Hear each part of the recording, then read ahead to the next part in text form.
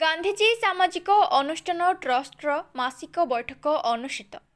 ଗୋପୀନାଥପୁର ଗ୍ରାମ ପଞ୍ଚାୟତ କାର୍ଯ୍ୟାଳୟ ପରିସରରେ ଗାନ୍ଧିଜୀ ସାମାଜିକ ଅନୁଷ୍ଠାନ ଟ୍ରଷ୍ଟ ପକ୍ଷରୁ 2025 ବର୍ଷକୁ ସମ୍ମାନ ଦେଇ 2026 ଆସୁଥିବା ନୂତନ ବର୍ଷକୁ ଅଭିନନ୍ଦନ ଶୁଭେଚ୍ଛା ଜଣାଇ ଅନୁଷ୍ଠାନର ସଭାପତି ପ୍ରସନ୍ନ କୁମାର ଲେଙ୍କାଙ୍କ ଅଧ୍ୟକ୍ଷତାରେ ବୈଠକ ଅନୁଷ୍ଠିତ ହୋଇଥିଲା। ଏହି ବୈଠକରେ ଜନସାଧାରଣଙ୍କ ମୌଳିକ ସମସ୍ୟା ନେଇ ଜିଲ୍ଲା ପ୍ରଶାସନ ନିକଟରେ ପହଞ୍ଚିବ ବୋଲି ମତ ପ୍ରକାଶ ପାଇଥିଲା। ଅନୁଷ୍ଠାନର ସେବା କାର୍ଯ୍ୟ 2025 ଡିସେମ୍ବର ମାସରୁ ପ୍ରତ୍ୟେକ ସଭ୍ୟା ମାସିକ 100 ଟଙ୍କା ଲେଖାଏଁ ସହାୟତା ରାଶି ଦେବା ପାଇଁ ସ୍ଥିର ହୋଇଥିବା ସମୟରେ କିଛି ଉପସ୍ଥିତ ସଭ୍ୟା 100 ଟଙ୍କା ଅଗ୍ରିମ ସଭାରେ ଦଖଲ କରିଥିଲେ। ଉକ୍ତ ଆଦାୟ ଅର୍ଥ କୋଷାଧ୍ୟକ୍ଷଙ୍କ ନିକଟରେ ରଖାଯାଇଥିଲା।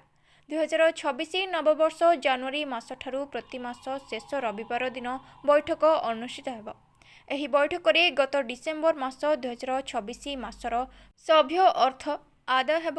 ଯେଉଁ ସଭ୍ୟା ଡିସେମ୍ବର ମାସ ଅର୍ଥ ଦେଇ ନାହାନ୍ତି ସେମାନେ ପୂର୍ବ ମାସ ଅର୍ଥ ସହ ଜାନୁଆରୀ ମାସ ଅର୍ଥ ଦେବେ। ଆସନ୍ତା ଜାନୁଆରୀ 4, 2026 ରବିବାର ଦିନ ଅନୁଷ୍ଠାନର ବୈଠକ ଅନୁଷ୍ଠିତ ପାଇଁ ସମ୍ପାଦିକା ସଂଯୋଜିକାଙ୍କୁ ଦାୟିତ୍ୱ ଦିଆଗଲା। ଶେଷରେ ସମ୍ପାଦିକା ସୁସ୍ମିତା ଶତପଥୀ ଧନ୍ୟବାଦ ଅର୍ପଣ କରିଥିଲେ।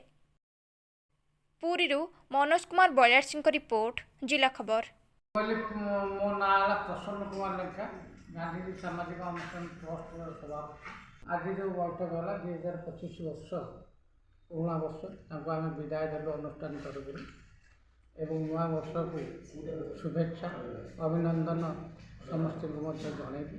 ଆମର ଏଇଟା ଆଜି ପ୍ରସ୍ତୁତି ପ୍ରୋଗ୍ରାମ ଥିଲା 2026 ନୂଆ ବର୍ଷ ପାଇଁ। ଏଇଟା ହେଲା ପ୍ରଥମ କଥା। ପ୍ରତ୍ୟେକ ସଭ୍ୟା ଯେଉଁମାନେ ସବୁ ଅଛନ୍ତି ଆମ ଅନୁଷ୍ଠାନରେ ତାଙ୍କୁ ଆମେ ସର୍ବପ୍ରଥମେ ମୌଳିକ ସମସ୍ୟା ଯେଉଁ ଅଛି ସେ ସମସ୍ୟା ପ୍ରଶାସନ ପାଖରେ ଲୋକମାନଙ୍କର ନେଇ ପହଞ୍ଚେଇବୁ। ନମ୍ବର ହେଲା ପ୍ରଥମ 1। ଦ୍ୱିତୀୟରେ ପ୍ରତ୍ୟେକ ସଭ୍ୟ ଯେଉଁ ଆଇଡେଣ୍ଟି କାର୍ଡ଼ ନେଇଛନ୍ତି ସେ ଆଇଡେଣ୍ଟି କାର୍ଡ଼ ପରିଚୟ ପତ୍ର, ସେ ପରିଚୟ ପତ୍ରକୁ ଆମେ ସଠିକ୍ ବ୍ୟବହାର କରିବା, ଯେପରି ଭାବରେ ବାହାରେ ଅପପ୍ରଚାର ନ ହେବ ସେଥିପାଇଁ ଦୃଷ୍ଟି ଦେବା ସଭ୍ୟଙ୍କୁ। ତୃତୀୟରେ ଆମେ ଏହାପରେ ଏକ ବନ୍ଧୁମିଳନ କାର୍ଯ୍ୟକ୍ରମ କରିବୁ। ସେ ବନ୍ଧୁମିଳନ କାର୍ଯ୍ୟରେ ସମସ୍ତ ଅତିଥିମାନଙ୍କୁ ଏବଂ ମୁଖ୍ୟ ପରିଚାଳକମାନଙ୍କୁ ଡାକିବୁ, ଉପଦେଷ୍ଟାମାନଙ୍କୁ ମଧ୍ୟ ଡାକିବୁ। ଏହା ପରେ ଆମେ ନିମାପଡ଼ାରେ ଗୋଟେ ପ୍ରତିଭା ପ୍ରୋଗ୍ରାମ କରିବୁ। ତା ବାଦେ ପୁରୀ ସଦର ବ୍ଲକରେ ମଧ୍ୟ 19ଟା ପଞ୍ଚାୟତ ନେଇ ଗୋଟେ ପ୍ରତିଭା ପ୍ରୋଗ୍ରାମ କରିବୁ। ଖାଲି ପ୍ରତିଭା ପ୍ରୋଗ୍ରାମଟା ଖାଲି ଆପଣ ଭାବନ୍ତୁନି ନାଚ ଗୀତରେ ସେ କଥା ନୁହଁ। ଆମେ ପ୍ରତ୍ୟେକ ସ୍କୁଲ ଯିବୁ, ଏଇ ଗାନ୍ଧିଜୀଙ୍କ ଉପରେ, ମହାତ୍ମାମାନଙ୍କ ଉପରେ ଆମେ ସେମାନଙ୍କ ସହିତ ଆଲୋଚନା କରିବୁ ଏବଂ ତାଙ୍କ ଉପରେ ଟପିକ୍ ମହାତ୍ମା ଗାନ୍ଧୀ କ'ଣ କରିଥିଲେ ଏବଂ ତାଙ୍କୁ ଆମେ କାହିଁକି ମାନୁଛେ ଏବଂ ତାଙ୍କୁ ଓଡ଼ିଶା ଆଜି ତାଙ୍କୁ କାହିଁକି ପ୍ରଶଂସା କରୁଛନ୍ତି ଏବଂ ତାଙ୍କର କ'ଣ ଅବଦାନ ଥିଲା ସେ ବାବଦରେ ଗୋଟେ ଆମେ ପ୍ରତିଯୋଗିତା ଛାତ୍ରଛାତ୍ରୀମାନଙ୍କୁ ନେଇ କରିବୁ। ଏବଂ ତାପରେ ଯେଉଁମାନେ 19ଟା ପଞ୍ଚାୟତକୁ ନେଇ ଯେଉଁ କାର୍ଯ୍ୟକ୍ରମ କରାଯିବ ସେଥିରେ ଯେଉଁମାନେ ପ୍ରକୃତରେ ଗାନ୍ଧିଜୀ ନୀତି ଉପରେ କହିପାରିବେ ତାକୁ ଆମେ ଆୱାର୍ଡ଼ ଦେବୁ। ଏତିକି ହେଲା ଆମର ପ୍ରଥମ କଥା।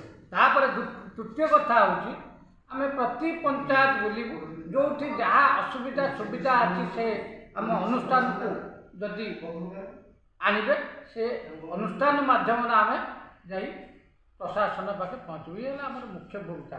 ଆମର ମୁଖ୍ୟ ଭୂମିକା ଉପରେ ମୌଳିକ ସମସ୍ୟା ଯାହା ଅଛି ଆମେ ସେଇଟା ଅଲ୍ ଓଡ଼ିଶା ବେସିସ୍ ହେଉ ଯାହା ବି ହେଉ, କାହିଁକିନା ଯେହେତୁ ଅନୁଷ୍ଠାନଟା ଅଲ୍ ଓଡ଼ିଶା ବେସିସ୍, ଖାଲି ପୁରୀ ସହର ନୁହଁ, ଖାଲି ପୁରୀର ଅନୁଷ୍ଠାନ ନୁହଁ, କିନ୍ତୁ ପୁରୀର ସବୁ ଭାଇ ଭଉଣୀମାନେ ମିଳିମିଶିକିରି ଏ ଅନୁଷ୍ଠାନଟା ଗଠନ କରୁଛନ୍ତି।